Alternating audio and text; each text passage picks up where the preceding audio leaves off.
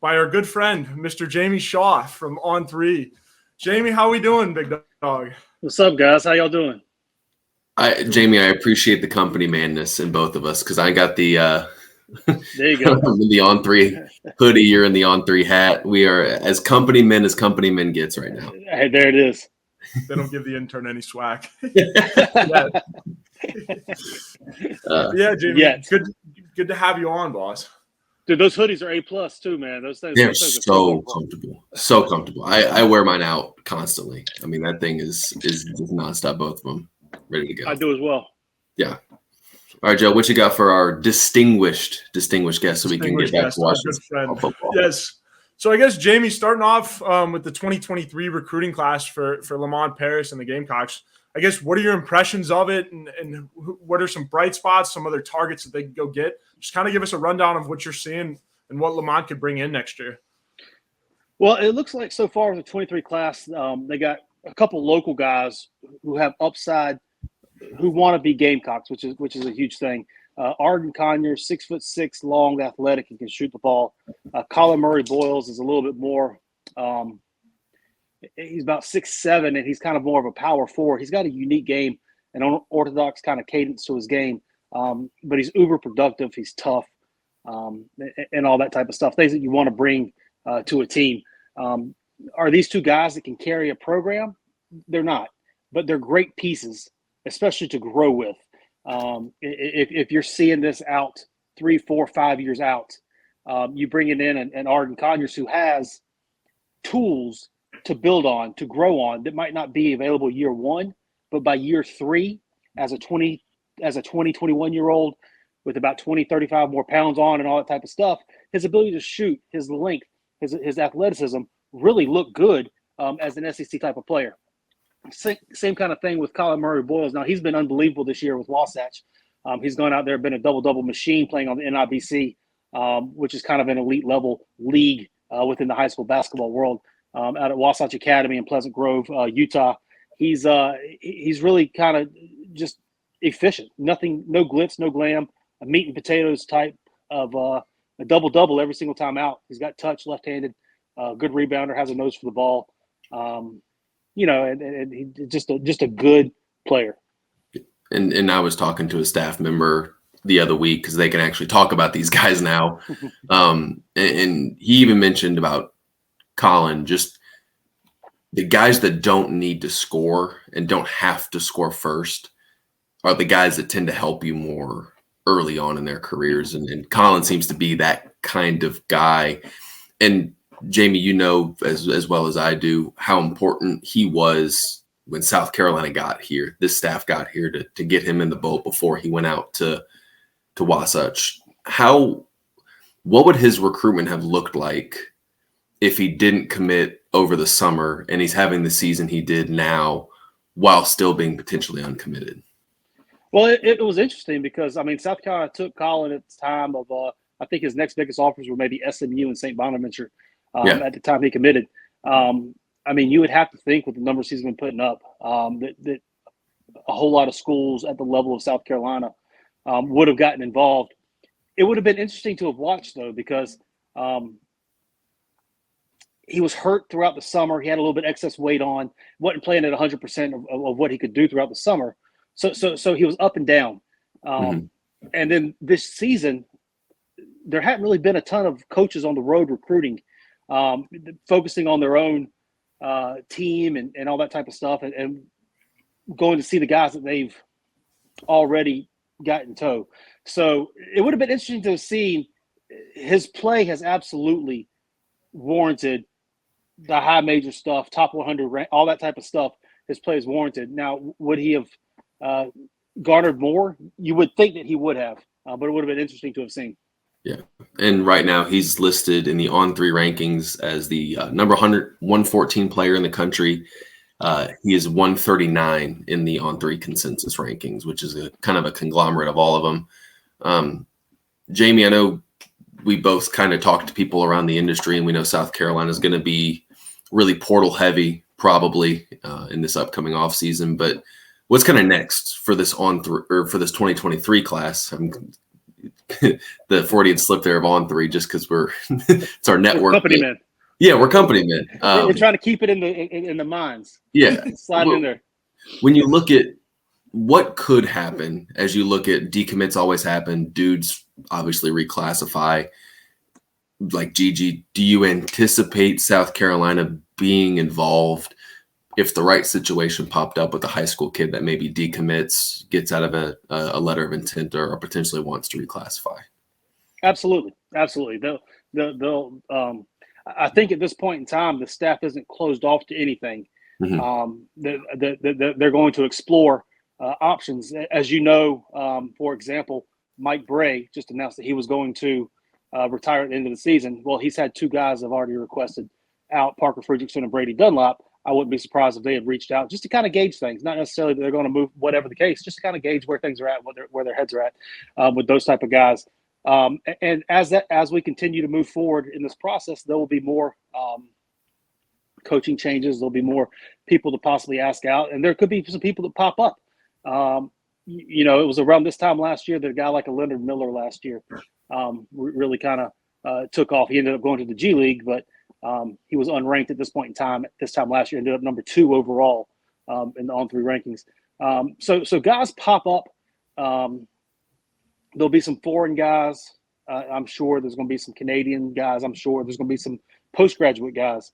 I'm sure that pop up. Now, as to whether or not they get in, they get in with them to remain to be seen. But I don't think they'll close off the doors to any one avenue just yet.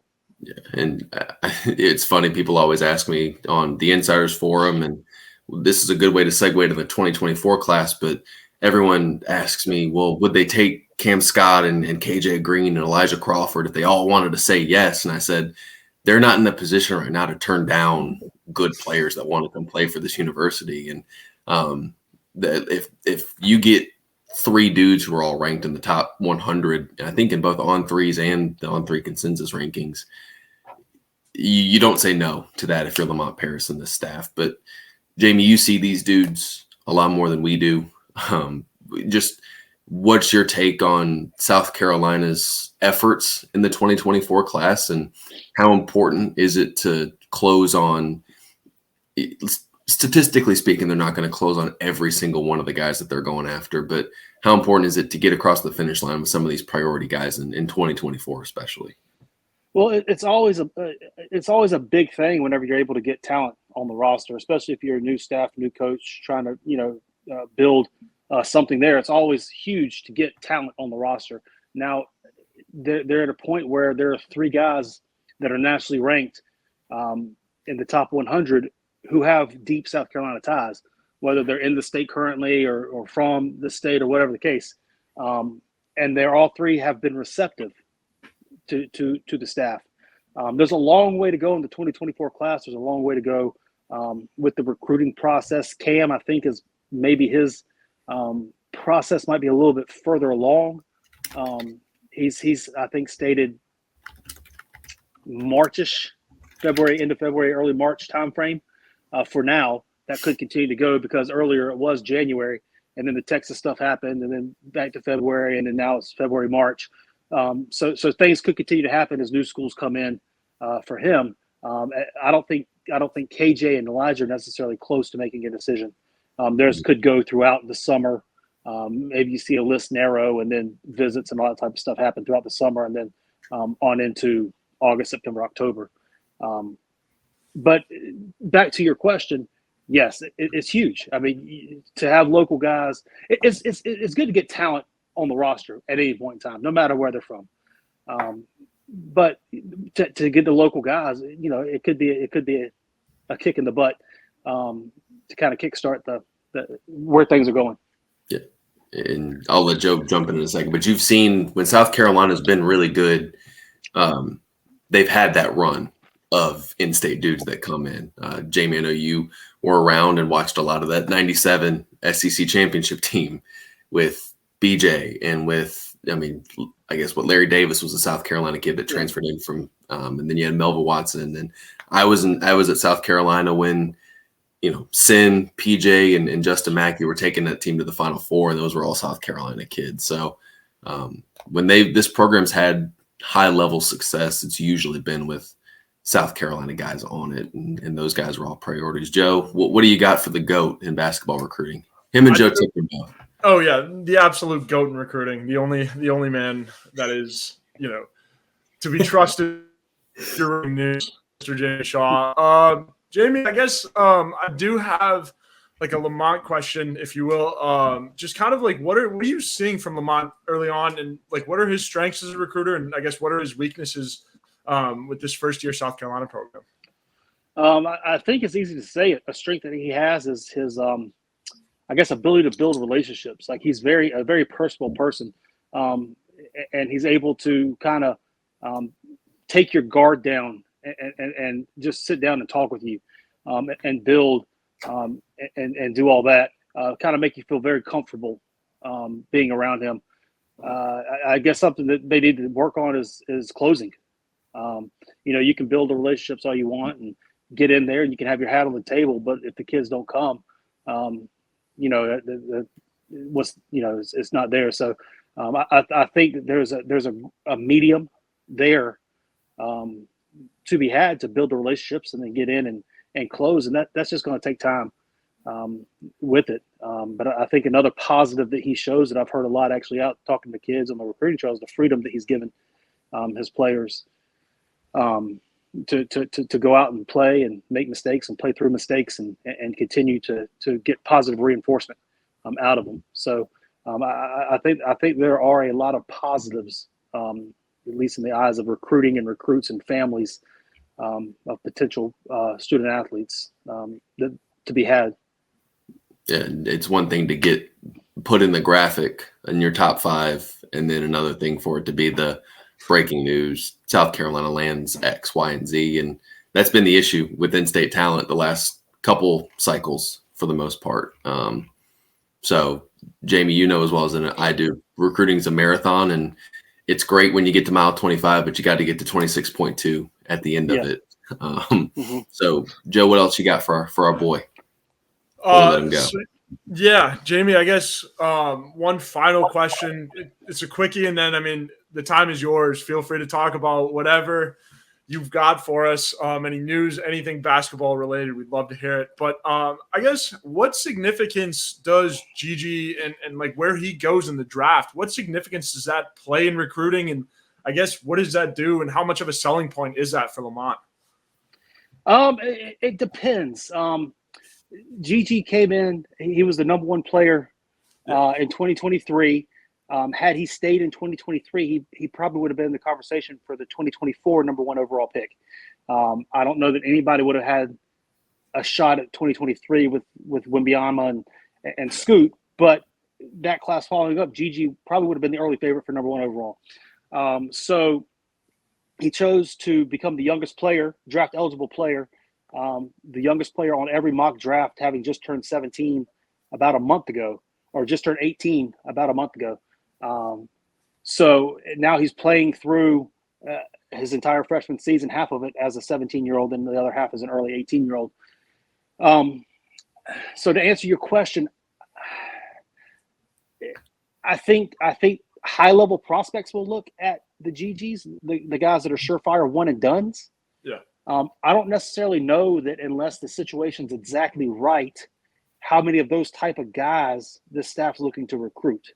Obviously, within the 2023 class, they locked up 2 guys that are probably going to be around for multiple years, 2, 3, 4 years, and develop and get into the system and learn and develop their bodies and develop their games and all that type of stuff. And it feels like that is the way that the staff wants to go, with some, I don't want to say quick hitter, but with some portal stuff mixed in, with some guys that can have, a 1-year Band-Aid through the portal, but also 2, 3 year guys. If you see this last class they took, they had the Hayden Brown, who's got 1 year left, but they also took the Verdonk, and they took Michi, who got multiple years and everything left on the table too. So I think they'd like to have guys in their system for multiple years so they can learn and teach and grow that way. So all of that long-winded answer back to the Gigi thing, it will always help if he stays in the top 10, Gigi, if he gets drafted in the top 10. He was projected to be in the top 10. He was projected all that type of stuff. If Gigi continues to go into the top 10, I think that that things will be okay. If he doesn't go into the top 10, there'll probably be a couple of, a month or so of bad news or whatnot, but I don't think it would necessarily stick. But him going in the top 10 lottery, I think would be fine. All right, Jamie, we're going to put you on the spot. If there's anything you want to talk about South Carolina related, if there's anything college basketball related, if there's anything South Carolina football related, we know you like to talk a little bit about the football program. So the floor is yours, sir. Have at it. Oh, no, nothing wild and crazy. We'll be releasing our 2023 updated basketball rankings next Monday. So a week from tomorrow will be the 2023 update. So make sure that you stay tuned and look out for that. Colin Murray Boyles, we'll see where he goes, if he goes up or down or stays the same or what happens with him. But yeah, stay tuned. Make sure that you stay watching Gamecock Central. Obviously, the best Gamecock news throughout the country, throughout the whole thing. Colin's got a beat on the basketball better than anybody else out there in the market. And intern Joe's a rising star. So make sure that you stay in touch with the Gamecock Central stuff and on 3 and everything like that. So a company man through and through. Where did I end up in the rankings? Where did you end up in the rankings? Yeah. Where am I? You were the last 4 out. Oh, I respect it. It's just setting up for a big NIT run. That's right. Well, no, I mean, I feel like you're a 6'3" center. Yeah, I mean, there's some versatility there. I mean, you're not afraid to throw your body around. But what's your long-term projection? Yeah, right. Got to cut the weight. Got to get in the weight room a little bit more and be done with it. So. Yeah, so make sure you follow us, guys. On3.com is the overall on thing. So if you have any questions, at JamieShaw5 on Twitter, don't be afraid to follow and ask me a question. Absolutely. Well, Jamie, we can't thank you enough. Get back to watching some football and having some family time on a nice little Sunday night here. It's all rankings, man. No football, no TV. Look, TV's not even on. Boom. There. I understand it, man. Hey, Jamie. Thank you, can't thank you enough, buddy. All right, guys. Appreciate it.